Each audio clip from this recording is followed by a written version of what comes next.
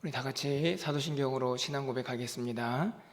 전능하사 천지를 만드신 하나님 아버지를 내가 믿사오며 그 외아들 우리 주 예수 그리스도를 믿사오니 이는 성령으로 잉태하사 동정녀 마리아에게 나시고 본디오 빌라도에게 고난을 받으사 십자가에 못 박혀 죽으시고 장사한 지 사흘 만에 죽은 자 가운데서 다시 살아나시며 하늘에 오르사 전능하신 하나님 우편에 앉아 계시다가 저리로서 산 자와 죽은 자를 심판하러 오시리라.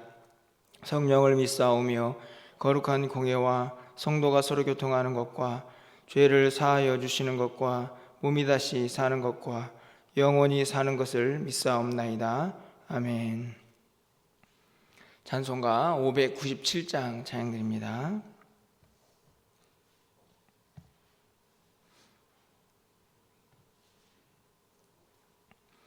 597장입니다. 이전에 주님을 내가 몰라 영광의 주님을 비방했다. 지극한 그네 내게 넘쳐 날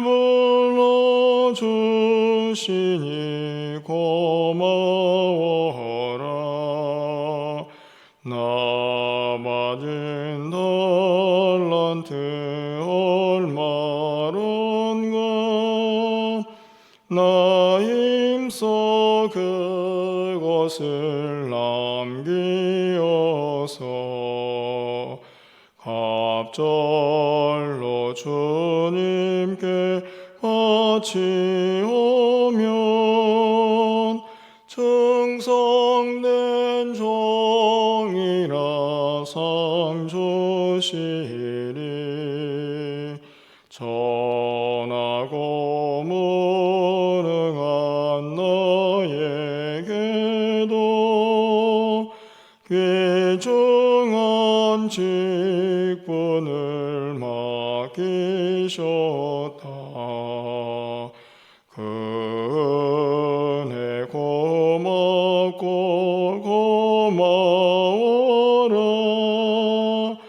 이 생명 바쳐서 충성하리. 나 하는 일들이 하도 적어 큰 열매 눈앞에 안 배워도 주님께 죽도록 충성하면 생명의 면류관 얻으리라. 아멘. 오늘 하나님 말씀은 누가복음 17장입니다. 1절부터 10절까지 말씀을 교독하겠습니다.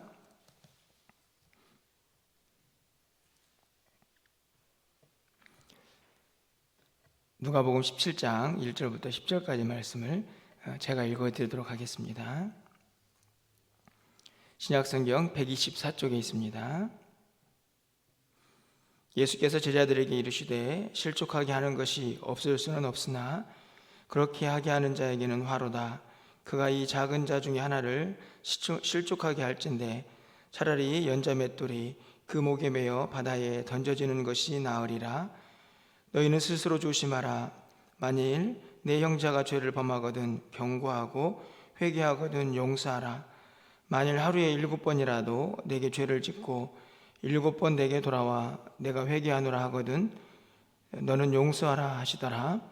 사도들이 주께 여짜오되 우리에게 믿음을 다하소서 하니 주께서 이르시되 너희에게 겨자씨 한 알만한 믿음이 있었더라면 이 뽕나무더러 뿌리가 뽑혀 바다에 심기하였을 것이요 그것이 너희에게 순종하였으리라. 너희 중 누구에게 밭을 갈거나 양을 치거나 하는 종이 있어 밭에서 돌아오면 그더러 곧 와 앉아서 먹으라 말할 자가 있느냐? 도리어 그더러 내 먹을 것을 준비하고 띠를 띠고 내가 먹고 마시는 동안에 수종 들고 너는 그 후에 먹고 마시라 하지 않겠느냐? 명한 대로 하였다고 종에게 감사하겠느냐? 이와 같이 너희도 명령받은 것을 다 행한 후에 우리는 이르기를 우리는 무익한 종이라 우리가 하여야 할 일을 한 것뿐이라 할지니라. 아멘. 오늘 우리가 읽은 17장 1절부터 10절까지의 말씀에는 여러 가지 주제를 담고 있는 내용들이 기록이 되어 있습니다. 1절부터 4절까지는 실족이라 하는 것과 또 용서라는 주제가 내용이 담겨져 있고요. 물론 별개의 내용은 아니지만 아주 중요한 내용들이 포함되어 있다고 생각이 듭니다. 5절부터 10절까지는 믿음이라는 단어가 등장을 하고 또 맨 끝에는 무익한 종이라는 단어가 등장을 하기도 합니다. 실제적으로 단어 하나하나가 굉장히 중요한 주제가 아닐까 생각이 드는데요. 오늘 이 여러 가지 주제들이 저는 오늘 본문에 있는 중심에 믿음이라는 단어로 연결이 되어 있지 않을까 생각이 듭니다. 우리가 늘 믿음이라는 단어를 자주 사용을 하고 그런 의미에서 오늘 제자들도 예수님께 나와 5절 말씀을 보면 믿음을 더하소서라고 그렇게 요청하는 것을 볼 수 있습니다. 제자들도 이 믿음에 대한 필요성을 누구보다도 잘 느꼈던 인물들이 아닐까 생각이 드는데요. 우리도 신앙생활을 하면서 믿음에 대한 이런저런 이야기를 하게 됩니다. 그리고 우리도 동일하게 믿음을 더해달라고 기도를 하기도 하죠. 제자들이 오늘 5절에서 믿음을 더해달라고 하는 말씀은 사실 굉장히 좀 어려운 주제가 아닐까 이런 생각이 들었습니다. 믿음을 더해달라는 말은 자기가 가지고 있는 믿음에 뭔가를 더해달라, 조금 더 쉽게 말하면 지금보다 더 큰 믿음을 요구를 하고 있는 것인데요. 여러분 어떻게 생각하십니까? 믿음에 더 큰 믿음이 있을까요? 더 큰 믿음이라고 한다면, 그것이 존재한다고 하면 그 믿음은 또 어떤 믿음일까? 이런 생각을 해보게 되는데요. 예수님께서는 6절에서 이 제자들의 요청에 조금은 기대와는 다른 말씀을 하고 있다고 생각이 듭니다. 6절 말씀을 좀 가서 보시면 우리 6절은 좀 함께 읽어보도록 하겠습니다. 주께서 이르시되 너희에게 겨자씨 하나일 만한 믿음이 있었더라면 이 뽕나무더러 뿌리가 뽑혀 바다에 심겨라 하였을 것이요 그것이 너희에게 순종하였으리라. 이 본문을 보면 과거로 시제가 되어 있습니다. 너희에게 겨자씨 하나일 만한 믿음이 있었더라면, 예수님께서 제자들에게 그 믿음을 보지 못하셨던 것일까요?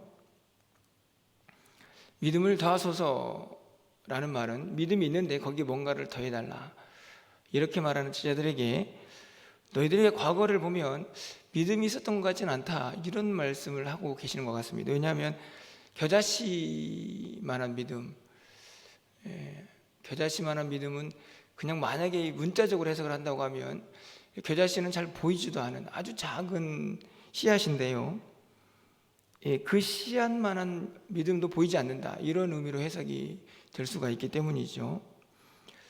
그런데 그 뒤에 나오는 말은 조금 더 이 문장을 해석하기 어렵게 만듭니다. 왜냐하면 그렇게 눈에 보이지 않을 만큼 작은 믿음인데 그 믿음이 나타내는 결과는 엄청난 것이기 때문이죠. 뽕나무더러 뽑혀서 바다에 던져져라, 이렇게 명령을 하면, 말을 하면 그 일이 이루어질 것이다, 이렇게 말씀을 합니다. 엄청난 기적이 아닙니까?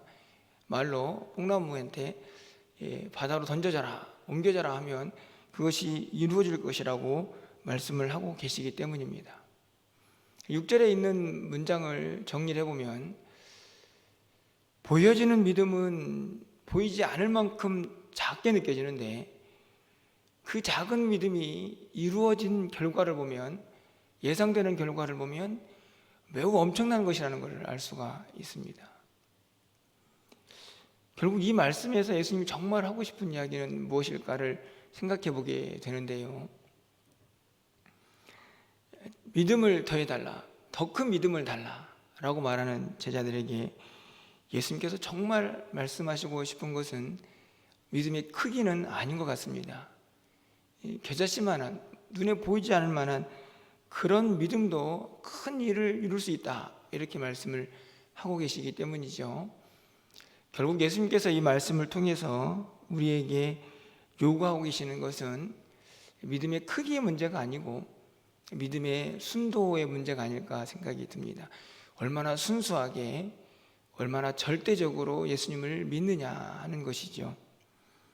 그러면서 그 순수한 믿음의 구체적인 결과, 그리고 그 내용이 저는 7절 이하에 나와 있는 무익한 종의 비유에 등장을 하고 있다고 생각을 합니다. 이 비유는 아주 단순합니다. 한 사람에게 종이 있습니다. 이 종이 밭에 나가서 일을 하고 돌아왔습니다. 몹시 피곤했겠죠. 그러면 그 종은 마땅히 쉬어야 하지만 원래 종의 직분은 그런 것이 아닙니다. 그렇게 열심히 밭에서 일을 하고 돌아왔지만 아직 그 종의 임무가 끝난 것이 아니죠. 그렇게 힘들고 어렵지만 여전히 해야 할 일이 있습니다. 주인에게 밥을 차려주고 그 옆에서 식사하는 동안 또 수종을 들어야 하는 것이죠. 그렇게 종이 열심히 아침부터 저녁까지 일을 했다고 합시다. 주인이 야, 너 참 수고했다, 이렇게 말하지 않는다는 것입니다. 왜 그럴까요? 그 이유는 10절에 기록이 되어 있는데요. 우리 10절 말씀도 좀 함께 읽어보겠습니다. 10절입니다. 이와 같이 너희도 명령받은 것을 다 행한 후에 이르기를 우리는 무익한 종이라, 우리가 하여야 할 일을 한 것뿐이라 할지니라. 이 10절의 말씀에서 핵심은 바로 무엇인가를 하는 것입니다. 명령받은 것을 다 행하죠. 그리고 우리가 하여야 할 일을 하지요. 다시 말하면 이 무익한 종의 궁극적인 내용의 핵심은 결국 무엇인가를 행한 후에 자기가 종이기 때문에 맡겨진 일을 마땅히 행한 것뿐입니다 라고 말하는 것이죠. 이 말씀과 오늘 5절부터 6절에 있는 믿음이 무엇인가 라는 것을 연결시켜 보면 예수님께서 하시고 싶은 이야기가 분명히 드러나게 됩니다. 믿음은 행하는 것입니다.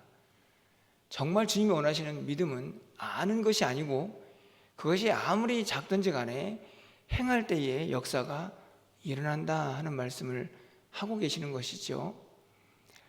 믿음을 더해달라고는 말하는 제자들에게 믿음을 더하기 이전에 네가 알고 있는 그 일을 행하는 것, 마땅히 행해야 할 그 일을 행하는 것이 믿음이고 그 일을 행할 때에 그 행함의 믿음의 역사는 일어나게 될 것이다 라고 말씀을 하고 있는 것입니다. 오늘 이 10절에 있는 말씀처럼요, 마땅히 우리가 해야 할 일, 그것이 무엇인가를 다시 한번 돌아보게 됩니다. 왜냐하면 그 일을 행하는 것이 진짜 믿음이기 때문이죠. 우리는 신앙생활을 통해서 많은 것들을 알게 되었습니다. 주님의 마음이 무엇인지도 알고, 또 오늘 17장 1절부터 4절까지 나와 있는 실족하지 않게 하는 것, 용서하는 것, 너무나 이론적으로는 잘 알고 있습니다. 이 모든 것들을 다 포함해서 우리가 마땅히 해야 할 일, 그 일을 아는 것이 아니고 행하는 것, 그것이 진짜 믿음이다 라고 말씀을 하고 있는 것이죠. 예를 한번 들어보면 저는 오늘 주일도 마찬가지라고 생각이 듭니다. 우리가 주일을 거룩하게 구별하여 지키면서 하나님을 온전히 예배하는 것, 우리가 알고 있는 지식입니다. 하지만 그 믿음의 역사는 어떻게 일어납니까? 실제로 정말로 주님 앞에 나와서 예배하고, 그리고 정말로 우리의 마음에 중심을 다해서 하나님을 경배할 때에, 그렇게 믿음이 행해질 때에 그 안에서 역사가 일어납니다. 그 일은 마땅히 우리가 해야 할 일인 것이죠. 말씀을 보고 기도를 하는 것도 마찬가지입니다.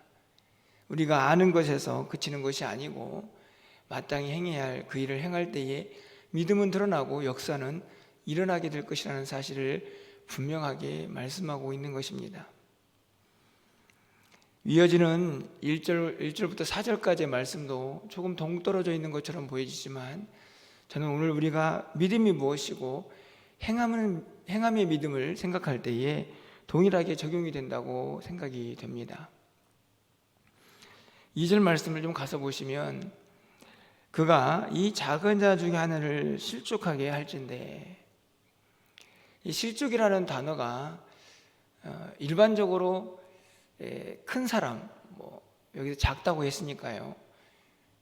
어떤 사람이 큰 사람인가 하는 문제도 이야기를 해야 되겠지만 작은 자, 다시 말하면 소외되고 힘없고 무능해 보이는 그런 사람들이 쉽게 실족을 하게 됩니다. 왜냐하면 그런 사람들을 우리가 무시하기가 매우 쉽기 때문이죠. 그런 사람들을 실족하게 하면 안 된다라고 말씀하시면서 또 3절부터는 이렇게 말씀합니다. 너희는 스스로 조심해라. 스스로 조심하지 않고는 이런 작은 자들을 실족하게 하기가 매우 쉽기 때문이죠. 우리는 이 사실을 너무나 잘 알고 있지만 우리가 일반적으로 신앙생활을 하다 보면 우리의 모습을 잘 살피지 못해서 이런저런 상처를 성도들에게 남길 때도 많이 있습니다. 이론적으로 아는 것에 그치지 않고 결국 실족도 용서도 나를 조심하는 것도 결국은 열심히 그 말씀에 순종하면서 믿음의 열매를 거둘 때에 믿음의 역사가 일어나게 된다 하는 것을 오늘 본문이 우리에게 가르쳐주고 있는 것입니다. 오늘 이 아침에는 다시 한번 우리의 믿음을 돌아보게 됩니다. 정말로 우리가 하는 것만큼 그렇게 잘 행하고 있는지, 믿음의 크기는 결국 행함과 순종의 크기라는 사실을 이 아침에 우리의 마음속에 좀 새겨넣고 우리의 삶에서 오늘 이 10절에 있는 무익한 종의 고백이 늘 있었으면 하는 그런 기대를 갖게 됩니다.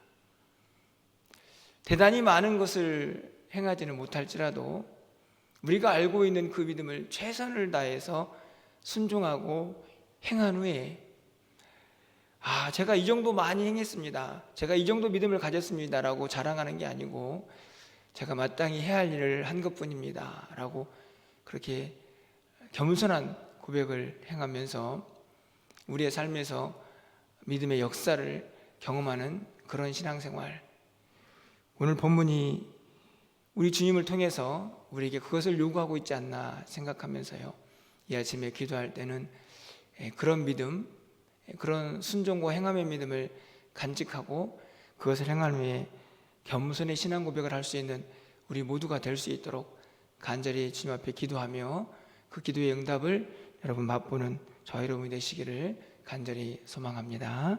기도하겠습니다.